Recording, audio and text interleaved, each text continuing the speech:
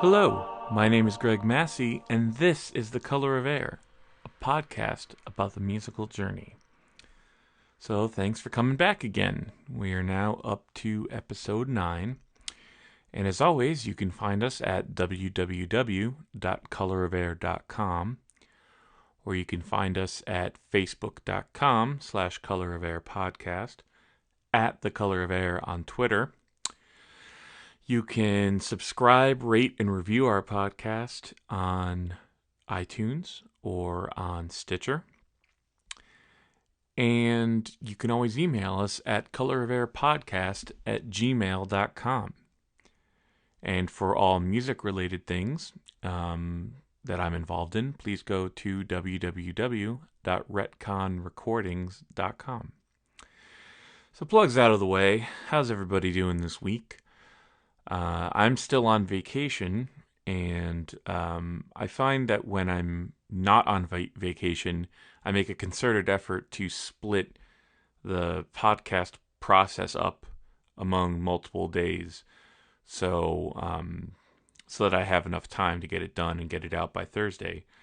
But with vacation being what it is, I've been saving it all for one day because I finally have the time to just sit down and do the entire podcast process in one day. So, brief note, during my vacation, I went to New York City, and I managed to sit down with Toby Driver for about an hour and a half. And earlier this week, my band Ballast played a show with Zvi, the solo project of Ron from KO. And I'm also trying to set up a time to do a podcast with Byron, who was a singer and lyricist in Maudlin of the Well and has been contributing lyrics to KO. The last couple albums, or a few albums actually. So I was thinking, because there's kind of a commonality, I'm going to save these interviews for September. And the reason why I'm going to do that is because KO. Is going to be releasing a new album in October called Coffins on IO via the Flenser record label. So you can look forward to that. In the lead up to the release of their album, I'm going to try and do a series of interviews with people involved with that album, because obviously Toby and Ron are both in the live performing band and recorded were on the recording. And Byron contributed the lyrics. So I think it's a cool enough connectivity to warrant, a special month to kind of, make you aware of what's going on with them. And also just to heavily promote their new album, because their new album is amazing. I've heard an advanced copy of it, and I think it's going to do really big things for them. Well, I hope it does really big things for them. But that's enough about KO. Because that's not who we're talking to today. Today, my interview is with Jesse Krakow. Jesse, I first met when he was the bass player for Time of Orchids, the previous band of Chuck Stern as well, who was just on the podcast last week. And Jesse was one of the other interviews which I originally lost and had to redo. And I liked it because our second interview was completely different than the first one. See, the thing about Jesse is he's an amazingly talented musician, and he's got so many different projects that I couldn't even begin to wrap my mind around discussing all of them in an interview. Because, after Time of Orchids, he's worked a lot as a session musician. He did a touring stint with Shudder to Think when they did some reunion shows. He's worked with Dr. Nerve. He's worked with a bunch of other people, and PAK, P-A-K.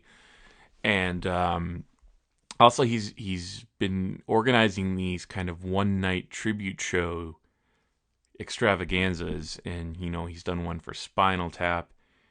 He's done one for Captain Beefheart, and he did one for the Shags.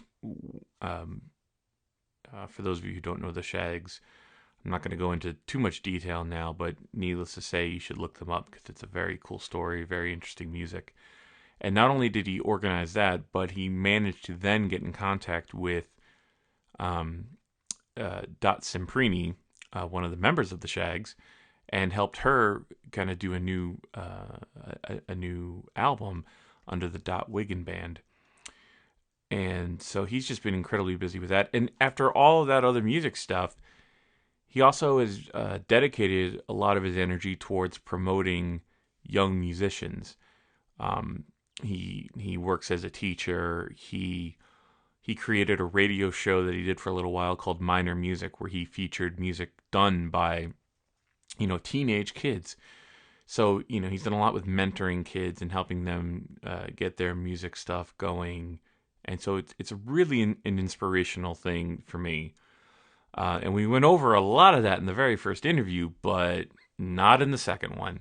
So I apologize that we're not going to touch on any of that, but I just wanted to highlight a little bit of what Jesse's done, because I think he's led a pretty remarkable musical career. And I highly suggest you all check it out. So, our conversation, as you'll see, was a very free-floating conversation. It's not like Jesse had a specific album he wanted to promote or an event. We just kind of started talking about a trip he took to LA and just went straight from there, and just, wherever the conversation went, we went with it. So, probably the most I've ever talked about myself in an interview in this one. But it was a great conversation. He's a great dude to talk to, and I really think you're all going to dig it. And to start off the music, we are going to play a track from the Dot Wiggin Band, and this song's called A.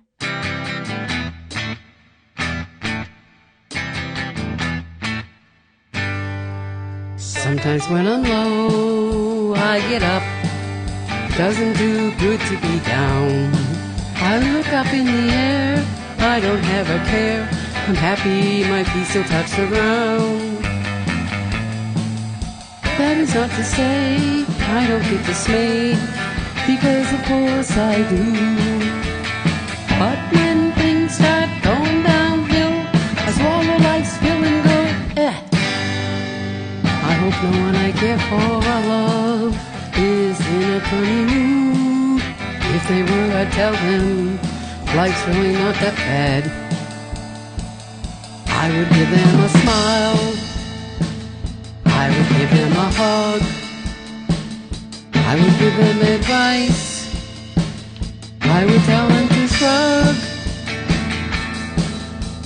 Everyone knows people who live to be dark. If we leave them alone, they will always miss the mark. If we show them the way, that all you do is have to say. True, that is, it takes almost no time.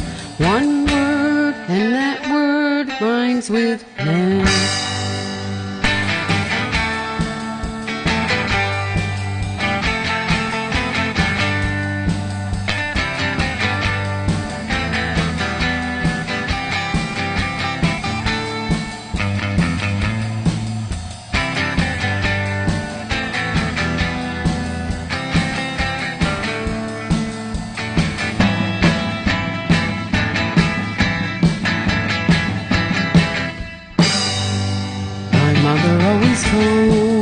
Listen to my dad, that's the best advice I've ever had.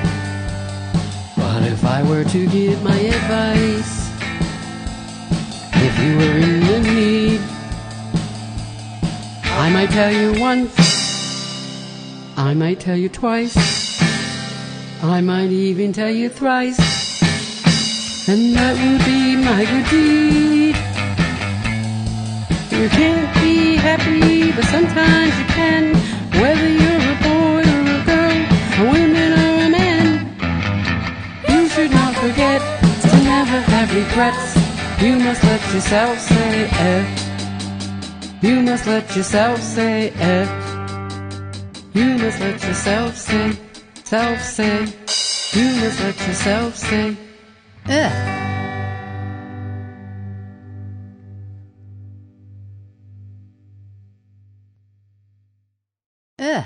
Hey, Greg, you there? Yeah, That was yeah. weird. Sorry about that. That's okay. Don't worry about it, man. Yeah, Don't worry. So yeah. Well, it's funny when you were talking about going back to counting kids' age in months. I always yeah. assumed that it was because kids are so babies are so fragile for that it's the most fragile time of life, Hmm. and it's especially if you're a new parent, like each month it's like, oh, I haven't killed my son yet. It's a celebration of, yeah, we've kept it alive for one more month. I mean, I would laugh, but I think there's a lot of truth to that. So, Well, that's okay. Uh, uh, okay. wow. So, all right. So you just came back though. The reason why I asked if you were in New York, so you just had a big trip to Los Angeles, right? Oh, yeah, yeah. That was earlier this month. Yeah, which was Uh, really silly. were you doing was that business or just vacation? It was sort of vacation. It was to see a teacher of mine had his 70th birthday, and then I'm from LA, so I have tons of friends there. So I want to see a bunch of my friends, and then my friend John and I have a little musical project that we decided to record a little EP. So that was like that was that. Oh, cool. I wanted to do a little bit more business. I was supposed to have some meetings. Um, it just sort of time just got away from me. It's like anytime you go back home, you always have so many people to visit, and you book your schedule so full, and it turns out you do like half of what you wanted to do. Yeah. So And when did you actually move from LA to New York? I moved. That was '96. Oh, okay. I was, yeah, I lived my first, you know, 18 years in all over LA. And then I went to Evergreen State College in Olympia, Washington for 1 year. And so that was '95. Um, and then my dad was living in New York. He moved here in '92, and he got me an internship at a music house, um, in for college credit going Oh, into okay. my sophomore year. And basically, I already knew that I didn't want to go back to college. I knew that I thought I was hot shit. I thought I could be a bass player, like a professional bass player, because like I saw guys like from like 311 and Dave Matthews Band and Jamiroquai, who, who were like my age, playing bass. I'm like, well, I can do that shit. Yeah. And my first day at this music house, I met this guy named Paul Cody, who was like maybe 3 years older than me, and he had like a development deal and all that kind of stuff that happened in the '90s, where like he was gonna make it, and basically he asked me to be his bass player, and very quickly I decided to drop out of college, work, and be in this guy's band. So '96 was sort of like the year that I moved to New York. Oh, okay. And was it kind of a weird culture shock coming from the LA, Washington kind of style? Yeah, yeah, man. But that's why I wanted to move here. Like one of my first days of being in New York, like I walked around from Tribeca, where my dad was, and we walked to the West Village, we walked to the East Village, and we sort of walked all around, Soho, and then we got back home and we did it all on foot, and it was like a beautiful summer day. I was like, oh my god, I love New York. This You can't do that in LA at all, not Yeah, remotely. I mean, in LA, you're in your town. You can walk around in your town, but you can't really go from region to region. right. Um, so I love being able to do that in New York. So it was a culture shock, yes, but like I needed it. Like in Olympia, Washington, I don't know if Olympia, Washington has changed that much since 1995 or 1985 for that matter. Who fucking knows? But it's a it's a sleepy town. It's a drinking town, and it's a heroin town. And I'm glad I was there for my year of college because I met some awesome people. Um, I was ready to leave. Actually, it's funny. I was thinking about this uh, just a little while ago. And I don't know if we talked about this during our first interview. My first choice as a to college was Hampshire. Oh yeah, yeah, you did mention that. Yeah. Yeah, yeah. I really wanted to go there, but I had shitty grades because I'm a fucking idiot. But if life was different, Toby and I could have been in the same, you know, same Yeah, scene. yeah. Well, it's really funny because I find it weird if you say like, oh, I was going to try to go to Hampshire, but I had shitty grades. It's like, but they don't use grades, so I thought would have thought like you could like. Mm, I always kind of imagined you could, and I never went there, so I mean, obviously yeah. this is me talking about my ass, but I was like, oh well, maybe you could make your case and be like, no, no, no, this is why you need to accept me. Right, that might be true, and I think definitely in Hampshire you could make your own curriculum, and probably still can. But back, if you wanted to get in there, you needed to show that, like, oh, well, you were a decent Right? Yeah. student, and I was a decent, but that doesn't really mean shit, Yeah. you know. So, but Well, thank God I didn't. I mean, it would have been awesome. But if I didn't go to Evergreen, I wouldn't have met some of my best friends, and then my other friends decided to go to Evergreen because I went there, and yeah. Well, who knows? you have to. It's funny. It's funny you bring this up because I think about this a lot. Hmm. You think about the different choices, kind of the, I could have gone left, but I went right kind of moments, Right. It's like, because I know for me, when we were graduating college, I remember when we were first getting involved in the well together, we were thinking, well, we got to move to some sort of city, and it was like, well, do Hmm. we move to Boston or do we move to New York or do we move to Yeah. LA? And at the time, we were just like, I remember being like, oh, I'm too scared to go to New York. Yeah. Yeah. And, so we ended up in Boston, but, I wonder what it would have been, different if we had gone to New York. But, Mm. you're going to drive yourself crazy thinking about that, but Jesus Christ! I mean, the dumb shit we do or yeah, don't do, that yeah. either kills us or saves us. Yeah. Well, not so much on that, but a funny thing you brought up when you were talking about LA versus New York, it also reminds me of when we were on tour in LA the first time, Hmm. and we played at the Silver Lake Lounge in Okay. Silver Lake, and Obviously. obviously, and it was on Hollywood Boulevard, and I remember like thinking to myself, I'm like, oh, because we got there wicked early and there was nothing to do. Hmm. So I'm like, oh, let's go walk down to Hollywood, not realizing that it's like Right. 5 miles or like 5 6 miles Oh yeah. in 95-degree weather, and just being like, oh, Mm. this is a bad idea. But then like Right. halfway through, you're like, well, we got to see it through because we're Yeah. Made it this far. yeah, made it this far. And then I'm like, this is why they only drive there. Yeah, man, like when I was there, I sort of was like, all right, I'm gonna walk in LA. I'm gonna fucking do it. I'm gonna buck all the stereotypes. I'm gonna show that that's bullshit, and I'm gonna be the New Yorker that I am now, and I'm gonna like do it. And I walked from like one part of the valley that I used to go to as a kid, like Laurel Canyon and Ventura Boulevard, Hmm.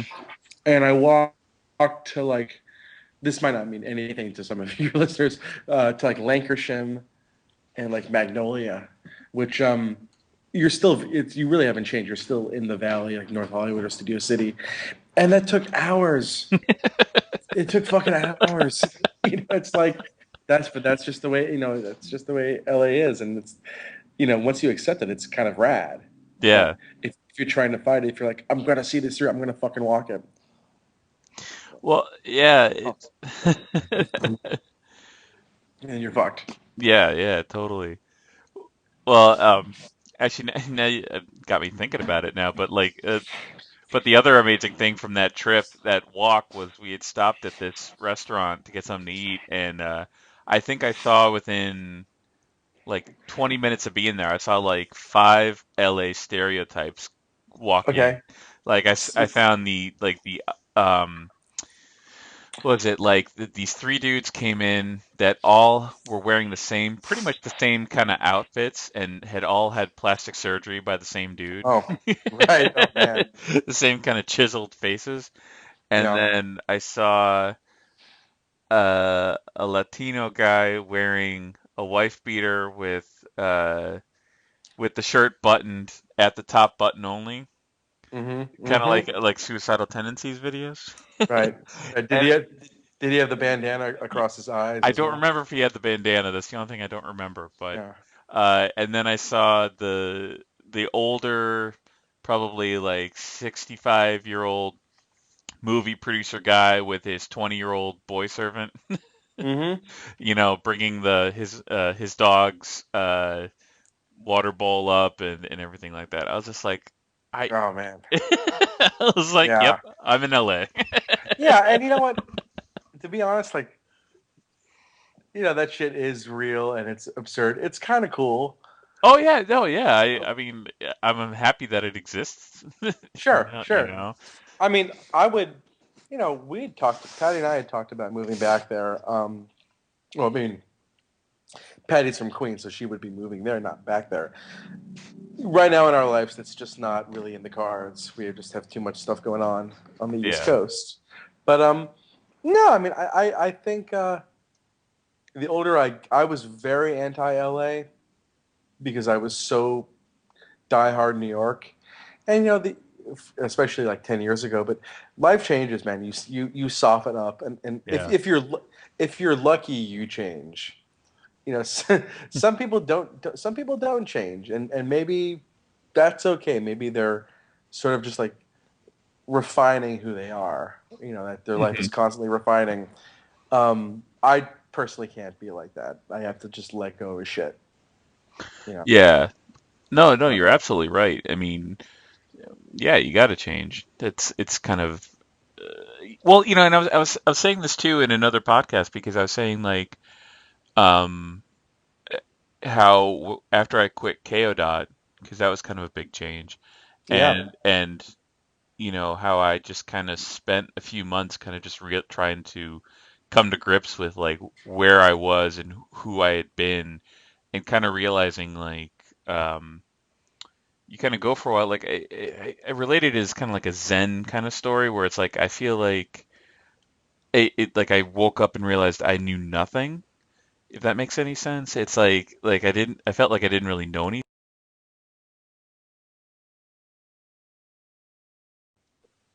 You there? Yep. Oh shit!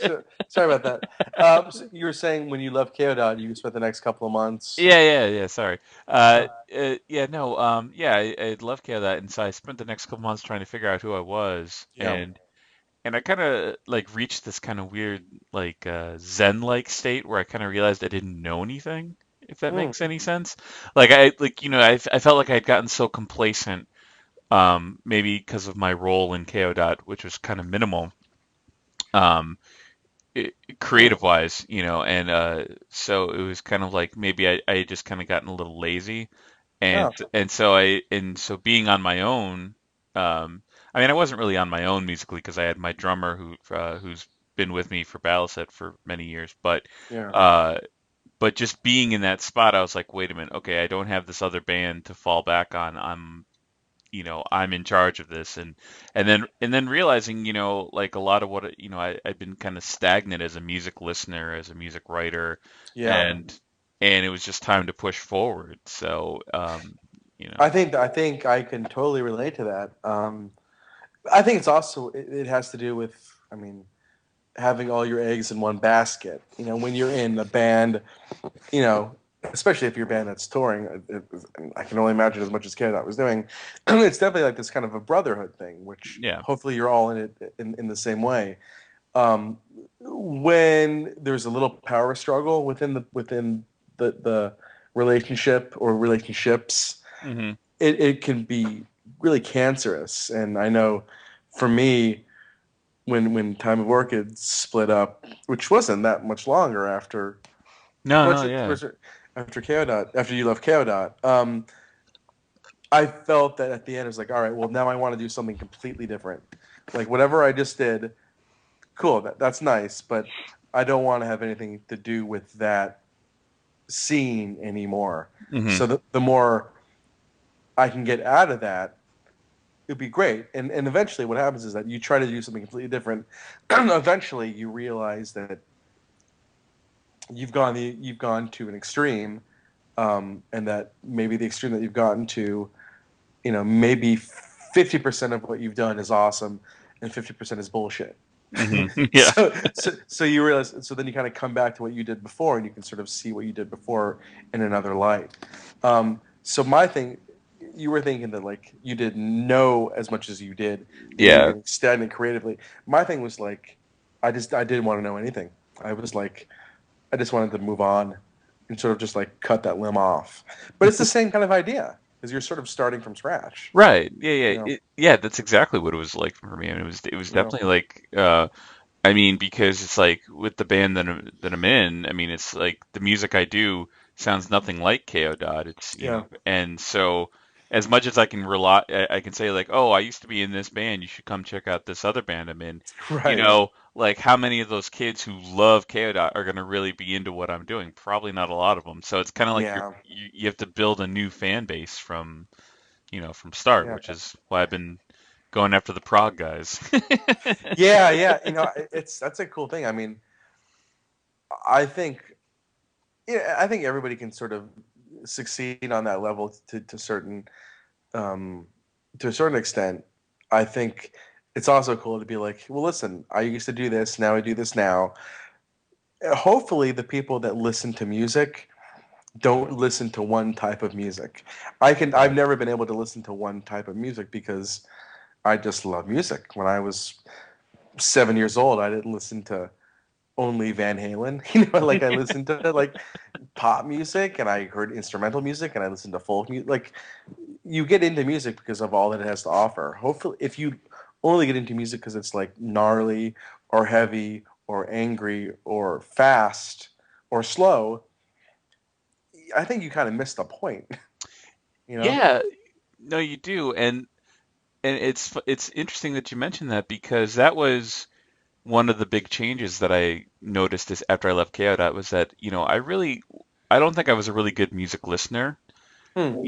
when I was in the band, and that might have affected why I wasn't able to really contribute parts as effectively as I did.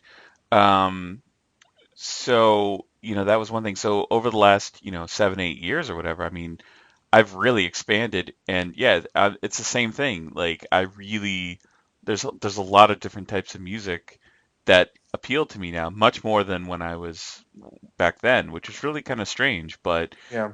you would think, being a music fan, like you said, you would be drawn to the beauty in all music. But I think some people get into ruts, and I felt like I was in a rut. So Right. Well, I think you get into ruts, true, but I think also if you're in a band or a relationship, in the same way that like you wind up if you're you wind up eating what your girlfriend or boyfriend eats. yeah, You wind up listening to the same kind of music that your bandmates listen to, and they wind up you know they wind up either turning you on to something that you never would be into, like the way that Time of Orchids got me into like Cocteau Twins or the Smiths, yeah, who I never dug. Now I'm like, wow, fucking amazing. Um, you sort of lose your individuality, because hmm you don't want to say, hey, that band that you keep playing in the van, yeah, I fucking hate them. yeah, It's like you don't want to say that, but then then there gets a point where like, you know what, I'm allowed to not like your band. And I think it's actually, I think it even speaks to a more a larger point, which is it's okay. Like there's lots of amazing art, music, film, TV, dance, books. There's a lot of amazing stuff out there, and you're allowed to not want to listen to it. yeah. Like it's that's okay. If you can recognize it as being important to someone else, that's cool. But just because something is really an important record doesn't mean you have to listen to it. And that was the thing that I didn't really accept until like after I kind of left the band dynamic. It's like, hmm oh, it's you don't have to listen to it. Oh shit, it's like a freedom. Yeah. I don't know. Yeah, no, no, totally. Y- yeah, well, it's funny because like I did find myself kind of getting into bands that the other guys were listening to at the time, but I Yeah, also found myself just kind of, I mean, I only was able to bring like 3 or 4 CDs with me on tour anyway, because Right. I didn't have an iPod at the time. So, Hmm. um, you know, it's funny because people who would talk to me after shows would kind of be like, oh, well, you're the guitar player from Dot, so what's your favorite John Zorn record? Yeah, yeah, yeah. Right, right, And I'd be like, I've actually never heard a John Zorn record, right. which is kind of sad for one thing, because I met the guy, I should have known his work, Right. but I'm just like, yeah, no, I don't really, the little bits I've heard, I don't really like, or I didn't really Oh, right, right. didn't connect with me. I was like, I really like Iron Maiden, so Hmm. We talk about that. yeah, let's Yeah. talk about that. But it's weird, you get this perception that you're in an arty rock band, so you must be super serious about your musical tastes, and for the most part, I can Hmm. be, but I can also appreciate not so serious stuff too. So. I think you have to, and I think I think a lot of bands, and I was probably guilty of this when I was in my early 20s, of like thinking that all the stuff I liked when I was younger, okay, great, like I liked that when I was younger. Now let's go on to some new shit. And I was Mhm. getting into music that was, not abrasive for the sake of being abrasive or weird for the sake of being weird, but it didn't connect with me in the way of like, that I could listen to Smokey Robinson, 24 Mhm. hours a day and I'll be happy. Um, I think you want to sort of challenge yourself, um, but then it gets to a point where you're like, but do I want to listen to this? And it's in the same way like when I teach guitar. Um, I teach a lot of students, scales and solos, and when it's time for them to solo, 80% of them wind up watching their hands and unconsciously sort of mimicking the rhythm that I'm playing underneath them. And then I stop them. I'm like, no, you're playing with your eyes.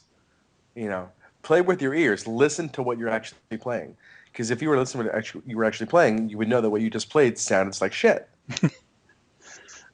Yeah. So if you actually just play and listen to what you're playing, it's going to sound great. And I think there is a correlation between that and you know the music that you gravitate towards too. And I'm curious. Was there ever a time where you didn't like Iron Maiden? I think the first time I listened to them, I didn't like them. Okay, but since then it's been like a constant like Maiden in your Dude, heart. yeah, it's hard for me to explain. It's like yeah, like 20 years ago, I think was when I first really got into them, and yeah, it's just been this like I don't know. I guess it kind of I attached myself to it because I wasn't so angry that I just wanted to listen to like death metal and stuff like that, like everybody Right, else was kind of doing. Like right, that didn't appeal to me at the time. I mean, I hated growly vocals or whatever like that, and I was kind of a churchy kid, so I was like scared of this, like the satanic stuff and everything like huh, that. And so Iron Maiden was this kind of like happy medium for me, and it's like it's the energy, it's the way they play the music, and it's like over the years I've analyzed the songs, I mean, more than you probably could or should, right. and it was the simplicity of being able, at first it was the simplicity of it because, you know, I, you learn the E power chord, D power chord, C power chord. You can play pretty much Yeah, 70% of their songs, and then you especially have to right, yeah. and then you modulate up a minor third. That's Yeah, the whole. exactly. Yep. Yeah. Well, yeah. Well, it's interesting, Greg, because I mean, I have friends who were like who it's all it's always been made, and even though they love other music, that's in their blood. But when you just said that, it made me think of my friend Steve Hanashovsky, who I don't know if you know him. He played in a band called Impeto and No Use for Humans. He's amazing drummer, plays with like Billy Martin, all this stuff. And we were talking about music, and suddenly we talked about Rush, and all drummers love Rush pretty Mhm. much. And and I said, really? So do you like the newer stuff that's going on with them?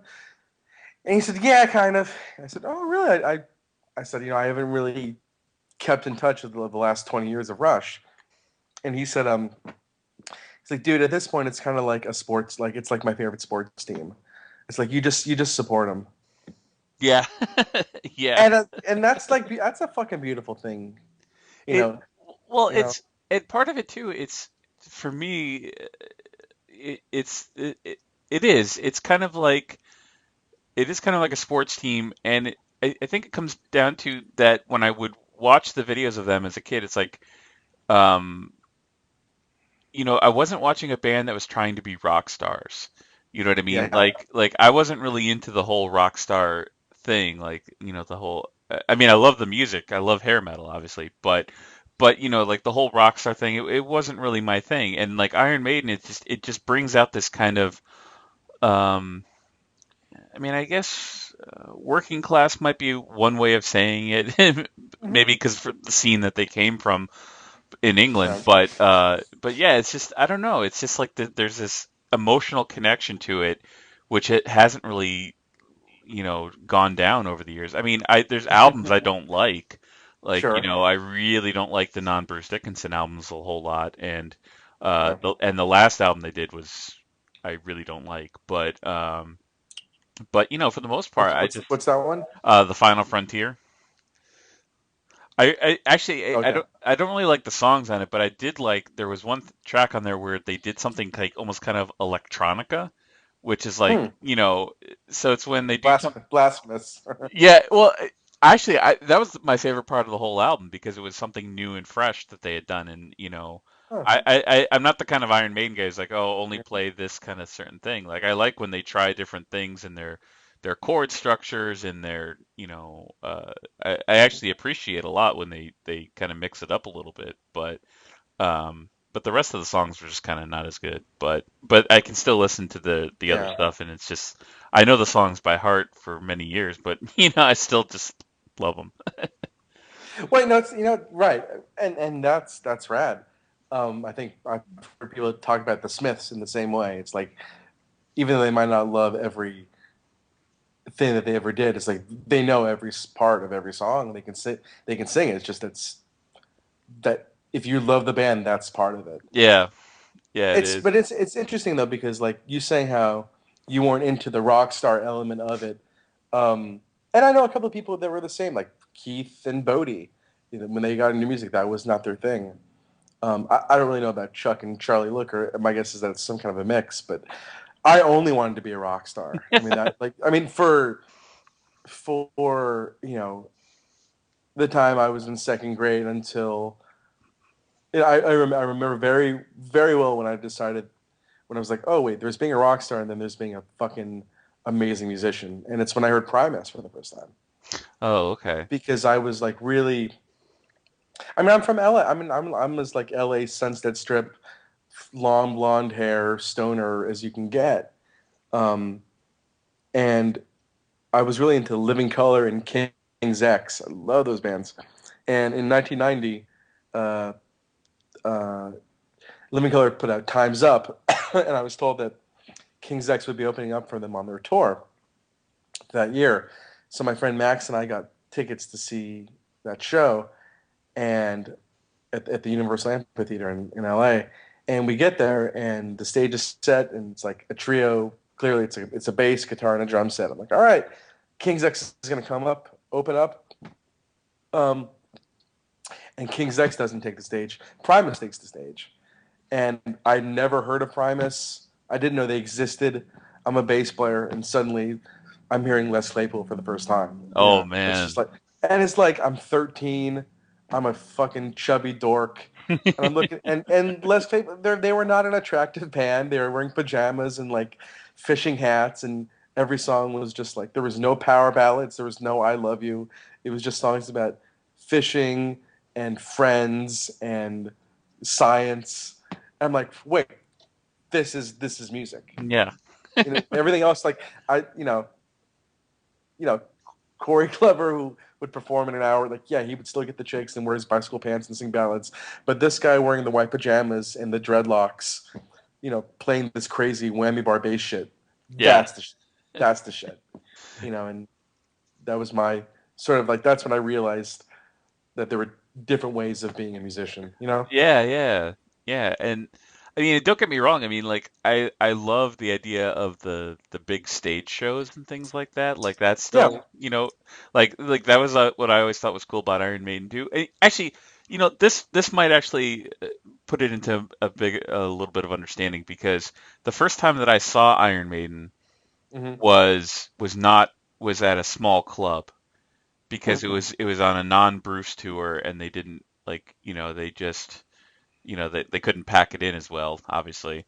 And to me, it was just as magical as watching Live After Death and seeing them playing, the fifth of a 6 night run at Long Beach Arena, Right. with and like and that's when I knew that there was something to the music. It wasn't just the show, it wasn't just Right. and obviously they're not, they're ugly dudes too, so Right. Right.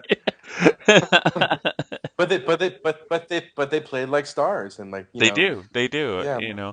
and yeah, it's like, and yeah, I mean, I know what you mean though. I mean, there have been times in my life where I've seen, just a guy playing something in a club or whatever, and things like that that really kind of teach me about, oh yeah, that's what it means to be, that's another way of doing it too, and Yeah. Right. you know, but um, but yeah,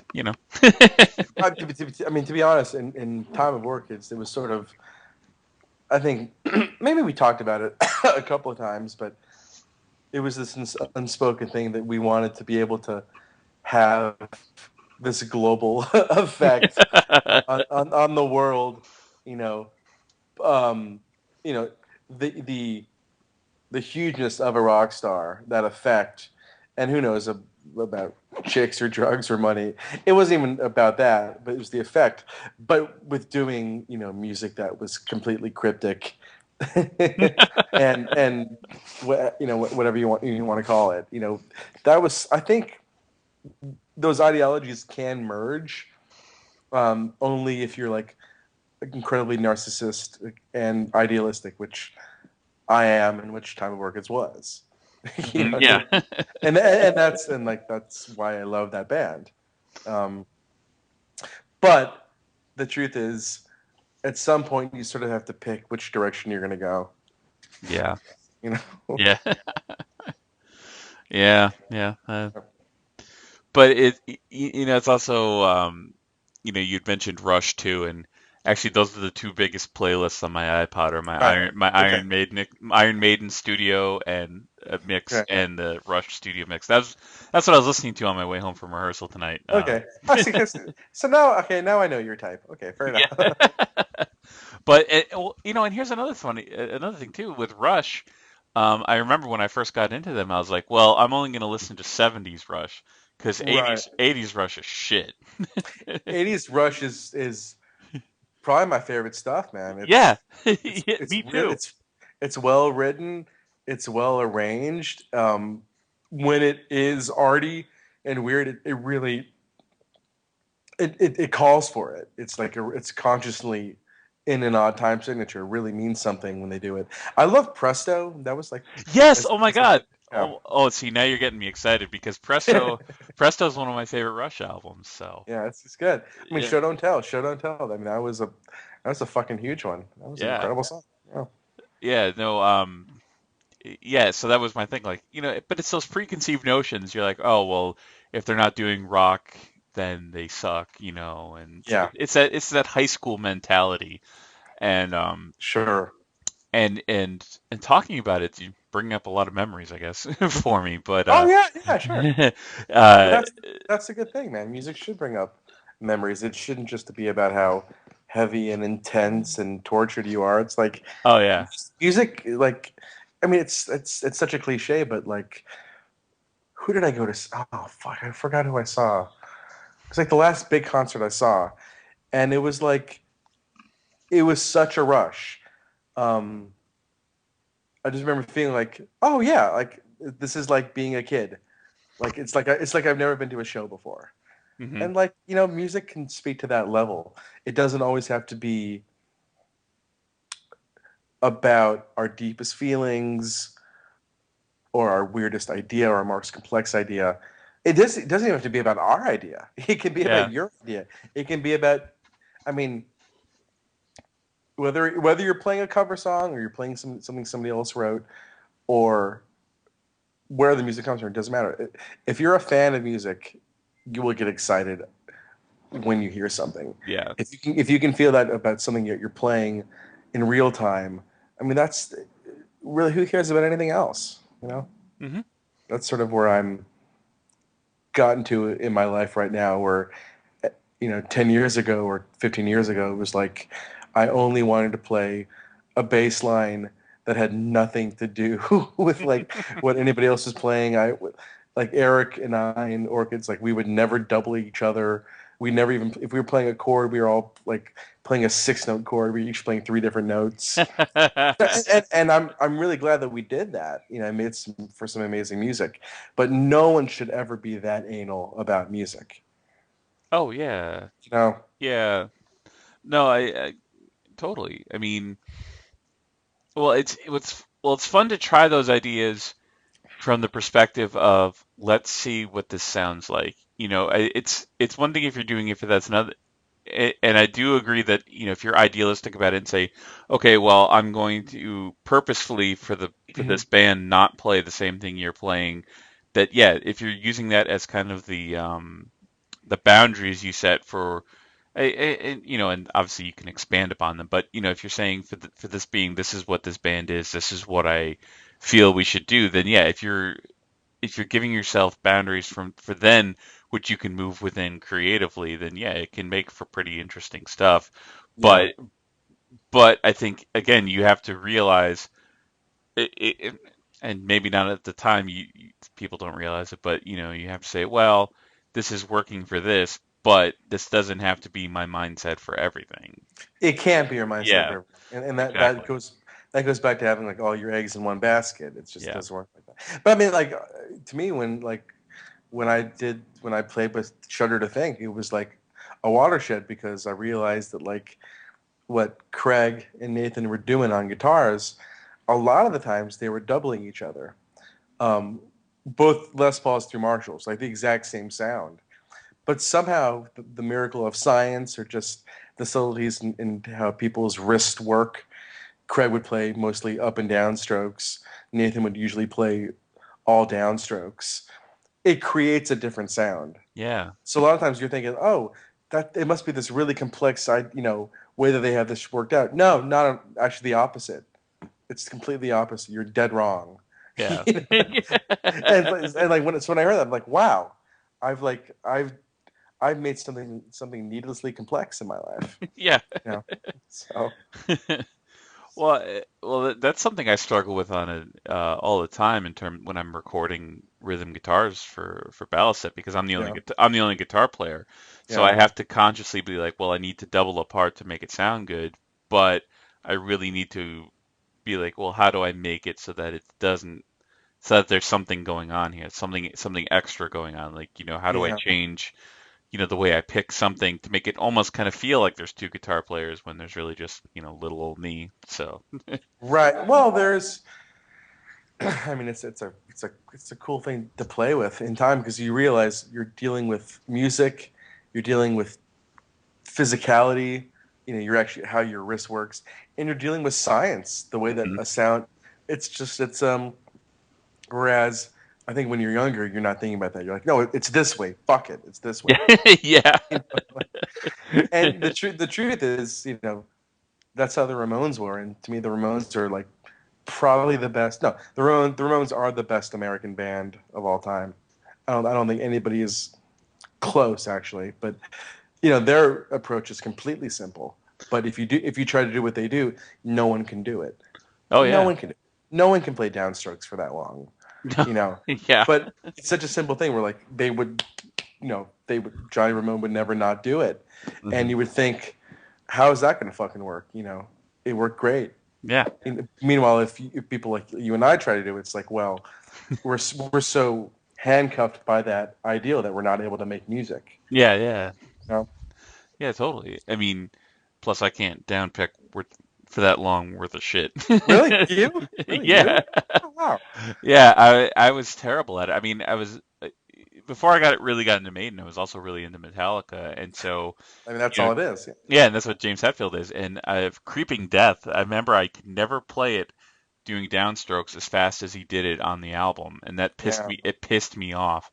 right. Um, so yeah, no, my right wrist is really not good for downstroke. Like if you see me Oh, play, for the most part, I'm doing up and down usually, right. or some kind of variation of it. But Right. it's hard for me to do all downstrokes. It's really hard for me to do it on guitar. On bass, I with because Shudder to Think, their bassist Stu Hill, he played only downstrokes. And granted, he wasn't playing, fucking Blackened or Creeping Death or anything Yeah. like that. But he was relentless, and he would play an hour and a half show just playing downstrokes, and it was that's pretty massive. Um, I think it's when the music, as a guitar player, when you're playing on top of something, as opposed to a bass player where you're playing underneath something, it's kind of creates a difference. Yeah. But then again, it'd be interesting to do like a musical taste test to see, you know, a downstroke versus alternating strokes, just how different the sound is. Yeah. It might not be that much different. It might just be us nerdy guys and us, me being a music teacher, just being hypersensitive to that shit. Yeah, well, I think for me it was a matter. It definitely changed the emotion that I was bringing out in the music. Hmm. Because I felt when I'm doing all downstrokes, there's a tension in my wrist, in my arm, and if it can influence the emotion that I'm feeling to an emotion of being really pissed off. Yeah. Right.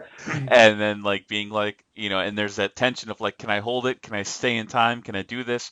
And then and then there's that, and it's a physical and emotional feeling all kind of mixed into one.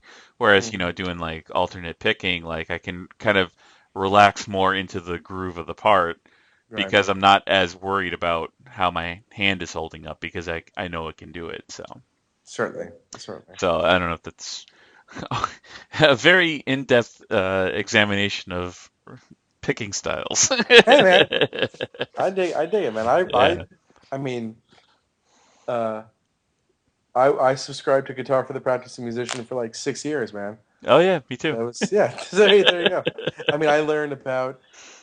I learned about you know, I Skid Row and fucking Winger, but I also learned about Mick Ronson and David Bowie through that shit. So it's a beautiful thing, man. It's That's Mick Ronson. He's probably the biggest guitar player I've discovered in this whole like period of my discovering music again.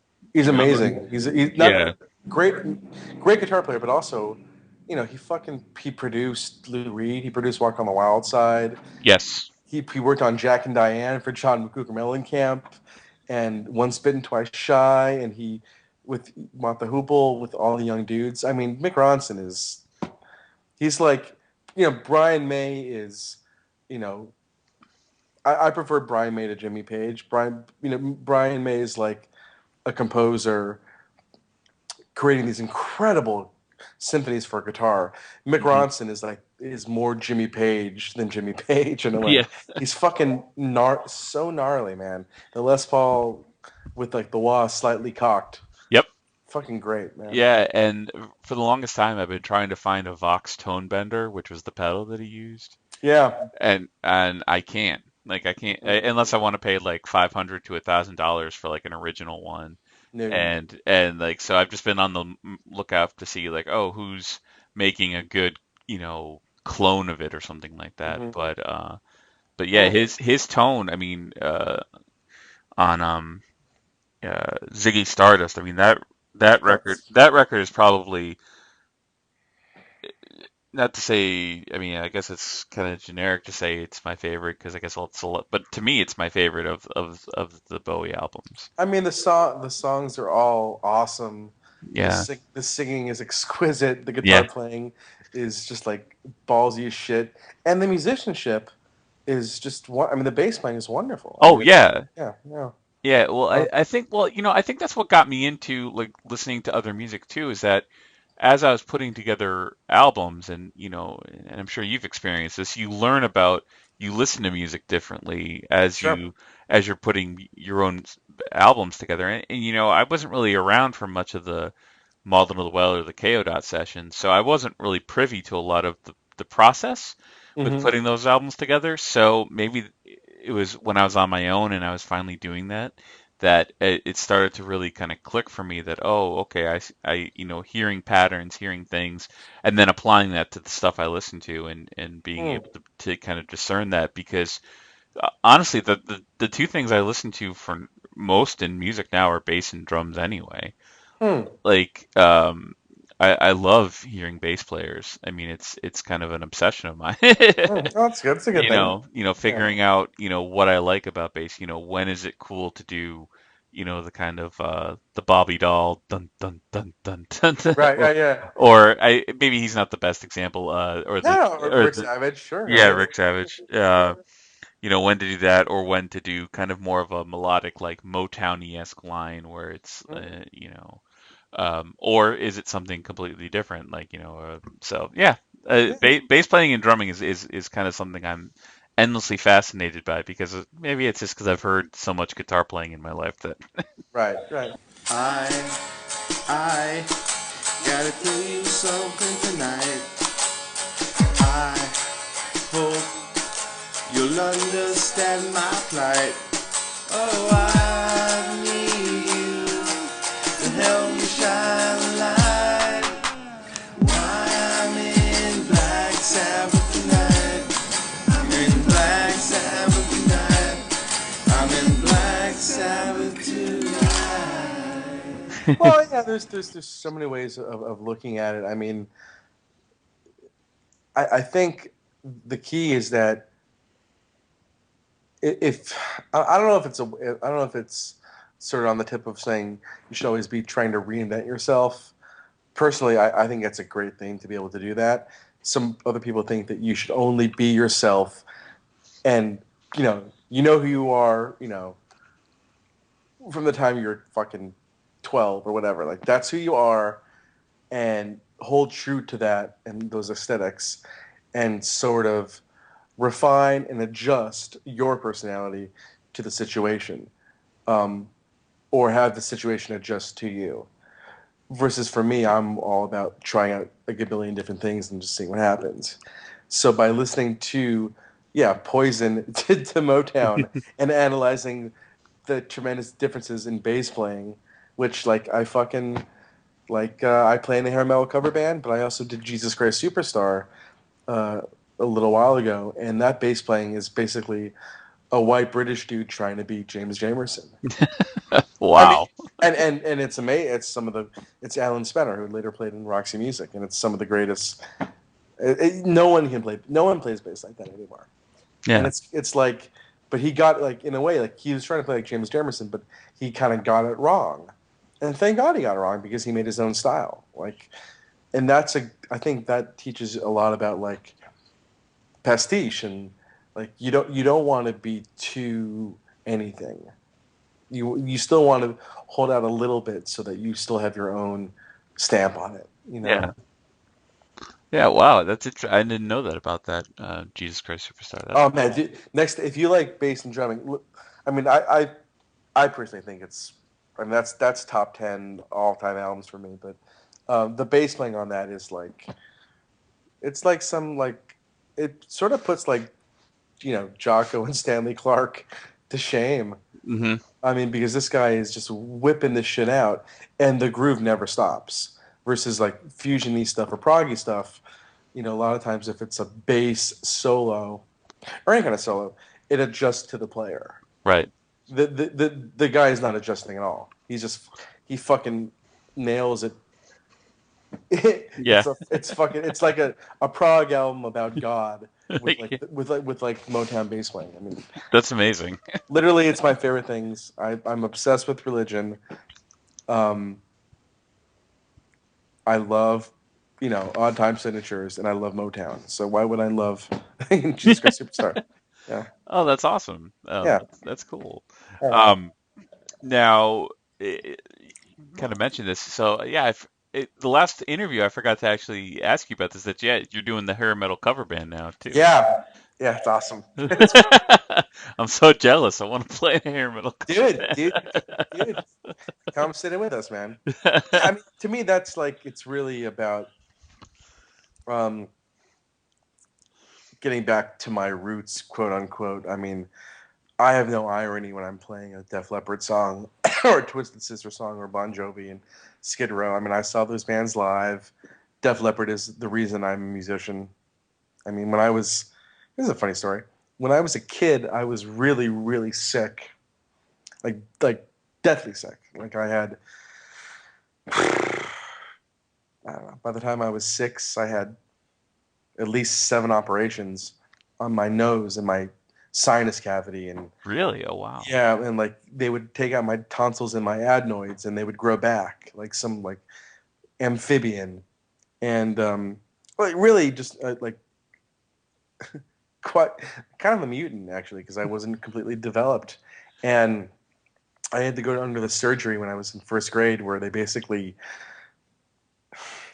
like boiled my sinus cavity, kind of removed part of my head, and boiled it to get all the mucus and gunk out of my head. That kept me Whoa. like, and I still struggle with it now, but I was that's how I was when I was 6 and 7, and I had to miss a lot of school. And before I went for the operation, my mom said, "Okay, well, Jess, if you're a good boy and you go through with this, I know you can do it. What would you like mommy to get you?" And I was obsessed with MTV and Foolin'. That was my favorite video. And in that video, Rick Savage is playing a white Explorer bass, and he had red pants and like a wife beater and Yep. like hair. I want that. I want to be that guy. I think I said I want to be that guy. And so she didn't give me a bass, but she got me a white Explorer guitar. And Oh, that was like, so from the time I was 6 years old, that's what I wanted to be, was in Def Leppard. So Hair America sort of brings it all back, 30 years later. that's cool. Well, you got an Explorer base in Hair America, right? I have it's kind of like a flying V slash Oh, okay. slash Explorer. It's got the horn, yeah, like the front horns by the neck. That's like an Explorer, but the wings are more like a V. Oh, so it's like kind of like the Dimebag Darrell model almost. Exactly, actually, it's a Dean. Yeah, Okay. yeah. I got it for $80. Oh, It's amazing. and how does it sound for $80? It sounds okay. It sounds okay. I mean, I usually roll the tone knob back a little bit because some of those pickups are just, they're like a shitty guitar with treble. So Yeah. I give it a little beef. But you know what? If it's great, I mean, I look at that bass and it just makes me happy looking at that bass. I put whites. I have bought a pack of DR white strings. Yeah. Yeah, actually, I like the color DR strings a lot. I have them on my fretless too, but the white strings on that black bass, it's a fucking thing of beauty, Greg. I tell you, it's a great thing. Okay. All right. Well, um, next time you're doing a show, and if I'm in New York, You better be there, man. all right. Yeah. Actually, that brings up a good point. I'm actually going to be in New York, Oh, yeah? August 14th through the 16th. Oh, okay. So, Well, we'll have to get together. yeah, yeah. I think I'm going to record a podcast with Toby then. Cool. Which has kind of been like, which is kind of interesting and weird because Yeah. it's like, um, I can't really interview him because it's, you know what I mean? Because it's like, what am I going to ask him that I don't already know? It's like, hey, where'd you get your start from? Like, But it's like I was there. right. But you know what though? You know what?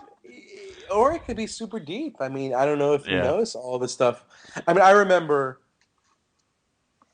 I mean, I was, from the time that we met you guys, and from the time, I mean, I remember Forbes telling us, like, when he was in DC, he's like, "Oh, I'm moving up north to join this band, KO Dot. They're amazing. They made a record for Zorn.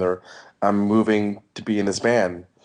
And then hearing you guys and being like, "Wow, this band is incredible," and loving Cause of the Eye. And then when you went through the last tour as a band, all the drama and all the, I don't know, whatever you went through, which I'm sure it was really painful at the time. Um, I don't know if you and Toby necessarily have talked that deeply about it, but you know, as a KO dot fan, as a Model of the Well fan, you know, if someone was like really wanted to know that story, it might be interesting to hear two members of the band, you know, 10 years later with some distance, be able to talk frankly about it. Yeah, yeah. You know, Well, we'll see. I plan on bringing whiskey with me, so we'll see what happens. right? Just crying into each other's Yeah. arms. He'll fire Ron, and he'll be like, "Oh, Greg, you're in the band." Yeah. No, no, I wouldn't want that though. I mean, I love Ron. I love what Ron Oh, brings. Ron's fucking stupid good. Yeah, I love what he brings. Like the everything about it. Yeah, yeah, and that's the cool thing is actually Ron's playing with us. We're playing in Oh yeah. Boston, like the Monday after that trip, and then I'll talk to Ron too. But Okay. um, yeah, so it's gonna be a KO dot weekend for me. Good. Is that weird for you at all, or is that just knowing your history is that odd for you To what? To to sort of see the KO dot is still having an entity right now um, without you guys? n- here I'll explain it to you. It's actually kind of weird. Um, I actually texted this to Toby after he let me hear the new album that hasn't come out yet, No. and I told him that listening to it was the first album since I left that I was actually kind of jealous that I wasn't in the band for. Right. Um, because you see part of the reason I left too at the time. There's a bunch of different factors which I've mentioned before, but part of it was that I just wasn't feeling like I could contribute to the music the way he was developing it, Mm-hmm. and maybe that was just again is because I was feeling kind of complacent, kind of stagnant with my guitar playing, Mm. and so when he came out with Blue Lemon Sea Downward, I was really happy for him because I knew this was the stuff he was working on and he's finally realized it. And so I was like, cool, and I could listen to it objectively, um, without the baggage of being like, oh, I really wish I had been part of it because, Yeah, yeah, yeah. and it was the same for every other release, Mm-hmm. it's like I love what he does. I love hearing that he's pushing his ideas, that he's, he was always a hard-working composer when I was living with him. I remember the nights that he used to be up all night writing. So, it's like seeing him pushing his ideas forward it was very important to me. Mm-hmm. Um, and so it's kind of the thing. It's like, yeah, part of my leaving was like I just don't want to hold him back. I don't want to get in the way. Mm-hmm. And I think once, they solidified the lineup and everything like that, it's like, I loved Hubardo a lot too, but it's still but it's the newest one that'll be out later this year Mm-hmm. that I was just kind of like because it went in this different direction, and the direction they're going in fits more in line with the kind of mindset I'm in as a guitar player now. Mm-hmm. So I was just kind of like, oh yeah, I do kind of wish, I had been in the band for that. But, I like I said, I love Ron. I love what he brings guitar wise to the group. So Well, you know what? I think you're also being very gentlemanly about your take on things. But I think you're actually touching on something that's really important. You're saying like, after you left the band, you were glad that Toby was still doing his thing and pushing himself. But what you didn't say, which I'm feeling, is that you're glad that you weren't, you're glad that he did that because that's music that you don't want to play. You're glad that he did that, but you're also glad that you're not playing that yeah, music. yeah, yeah, And the truth yeah, is, and that's not a dickish thing to say at all. I mean, to be honest, like I've been in a lot of bands and I've quit a lot of bands. I was with, I got Keith in the Pack, and hearing Pack without me was a weird thing. And, hearing Infantifont, which is basically Time of Orchids without, Jesse and Chuck, and then hearing Stern, which is basically, a different kind of Time of Orchids. yeah. But the common denominator being that I'm not in those bands. At first I was like, well, that's weird that they don't want to play music with me anymore. But then I hear the stuff and I heard this music. And I'm like, you know what? This is exactly what they should be doing. Like what Chuck is doing in Stern, that's who he is, and he's just refining himself. And you know what? As much as I love Chuck and I miss working with him, I'm not. I don't want to play that music right now. Yeah. And it's not a knock on him at all. In fact, it's the opposite. I think it's amazing that he's taken what he used to be and just refined it to this amazing point that it's at now. But we're not meant to play that music together right now. Yeah. You No, know? yeah, I completely relate to Yeah. that. And it's that, and also it's just that, I felt very much like, I was really just, mostly a sideman in KO Huh. Dot, you know what I mean? I mean, Toby wrote everything, Yeah. um, which is fine. I didn't have a problem with that. I didn't have this competitive thing where it's like, no, I got to get a song on the record. Yeah. That's what ruined so many other bands. Yeah. I'm sticking. You can't see me, but I'm sticking up my hand right now. Yeah. Yeah. Well, like famously, Creedence Clearwater Revival, Yeah. and Sure. different, totally different genre of music, but certain bands need to have the one guy, and that's kind of what Toby was to that. So, and part of it was like, okay, well, I think when we first got started, there was the egos part of it, which was well, I should write songs. I'm a guitar Yeah. player, and Uh-huh. why aren't my songs being played? Yeah. And I think I quickly, I pretty much was able to kind of calm my ego down and kind of shut it up for a little bit and be like, look, this is what's going on. And Mm. I think where I was when I left Canada was like, yeah, I wasn't really interested in playing the type of music that Toby wanted to make. Yeah. Not that I didn't think it had value or was good or well written. I think that's important to put out there. But as a performer, I didn't. It wasn't really clicking with me as Yeah. and that could be again that could be I wasn't where I needed to be as a performer, that kind of thing.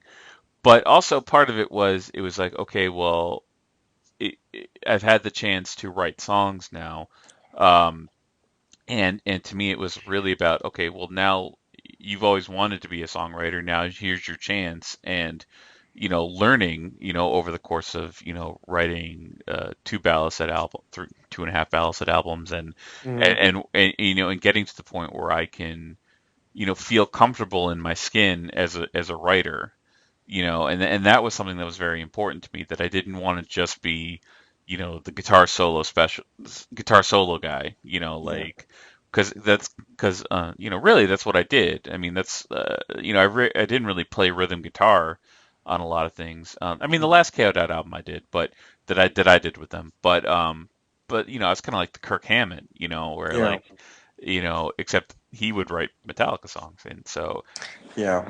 so it was, But yeah. right. And so you knew that your relationship to the music had to change, and if it was a music that you weren't feeling really strong towards, and you didn't really have a voice for it, then why would you stick around? Right, And why would Toby want to play music with you if that's how you're going to be? I mean, not right, to knock you, it's like that's you want people that want to play the music. exactly. It gets tough though when it's like a person you're in a band with and like you live with Toby, and it's like if it's a person who you love, and you're in a band with for years, it can be hard to emotionally distance yourself from that.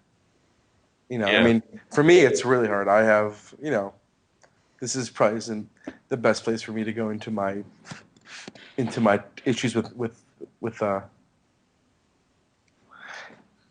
This probably isn't the best time for me to go into certain issues, but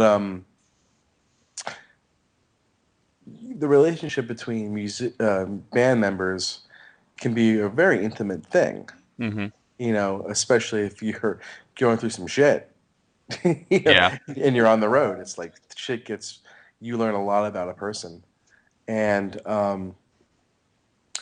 it took me a while to realize that like if a person doesn't want to make music with me, it might not be because I'm a dick or I'm not a great musician. It's just not right for this moment. But it's hard to not take it personally when it's a person who you really, really know. Hmm. You know what I mean? Yeah, I do agree with that. So that's and I think that's something that maybe a lot of musicians struggle with, and I mean it's I think it's important on this podcast because it's something that you and I have both gone through, and who knows? I would imagine a lot of musicians have gone through. It's like, oh, I thought this guy's my bro. He doesn't want to play with me anymore. Well, fuck him. Yeah. Well, actually, not fuck him. It's actually just shit happens. You Yeah. know? Yeah. Yeah. I mean, and I mean, and I think the bottom line is that like I never said I would never play with Toby again or something like that. Right. If a situation arose, I would and we could make it work. Sure, why not? Yeah. Because it's like it's not like yeah, it's not a personal thing. It's or or that I didn't enjoy playing with him. So. Yeah. But we'll see how that goes. Well, who knows? Maybe we'll come up with a side project when we're drinking our faces off and, You know and what, man? talking our feelings.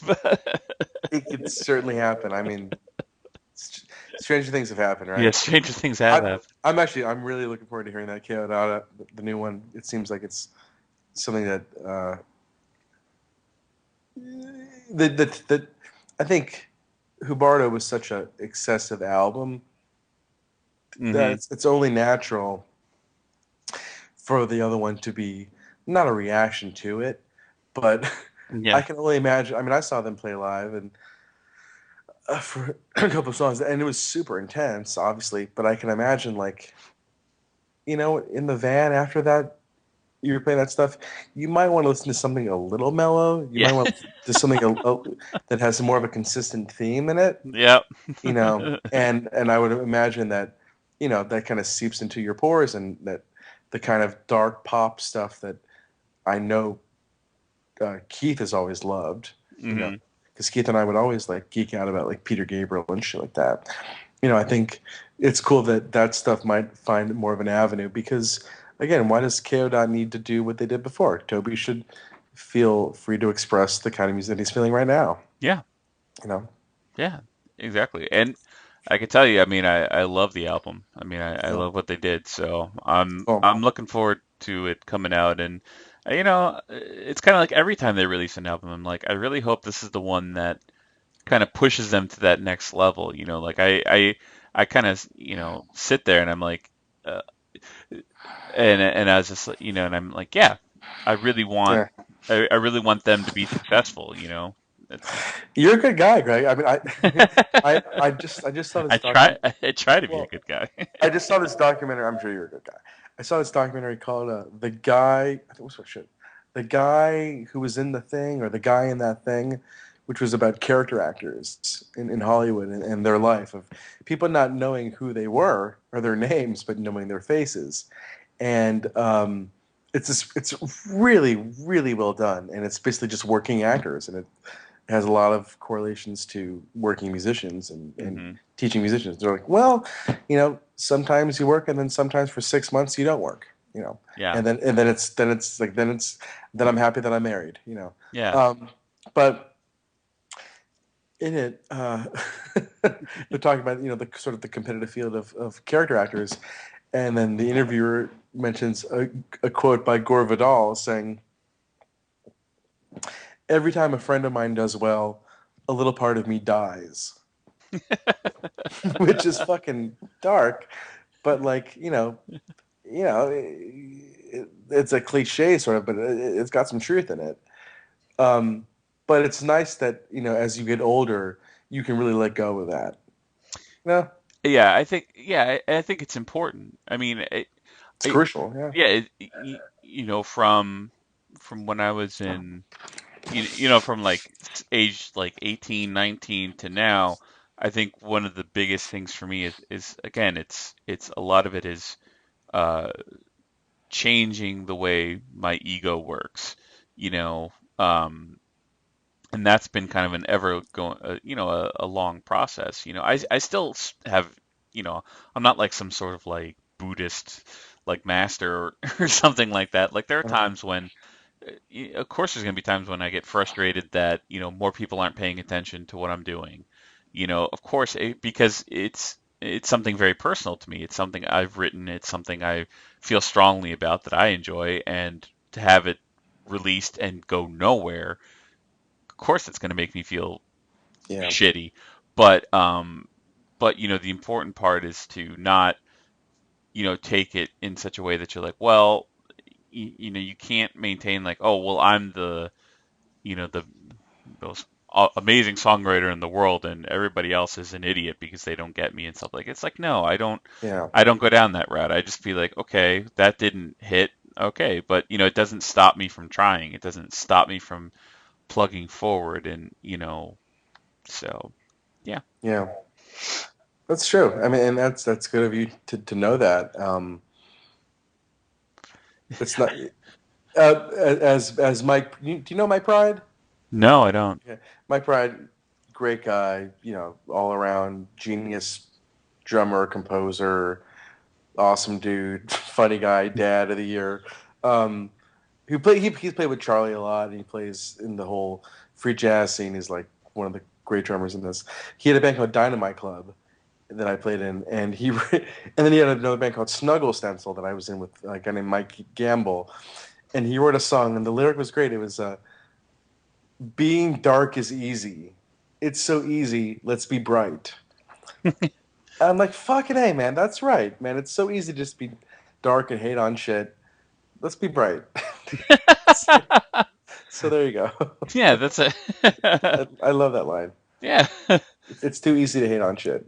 Find it find is. find the good find the good in something that you would have been shitting on. You'll sleep much better. Yeah. I'm gonna remember that quote. That's pretty cool. Yeah, it's good. It's a really good song too. It's like it's nothing like it's nothing like the quote. It's actually, which is what's so great about it. It's like this interminable, through composed, cute improvisational thing, but based upon a very universal, hopeful feeling. That's cool. Well, Yeah. well, I feel like this interview, like this time talking with you, I feel like I was talking a lot more about myself. So I hope that. Never. It's nice to talk to you. You're an interesting person. Oh, well, thank you. I appreciate that. You got it, dude. But yeah, I think we'll end here for now. Uh, but again, thanks for taking the time to talk with me again. And I mean, it was really fun, and we'll do this again.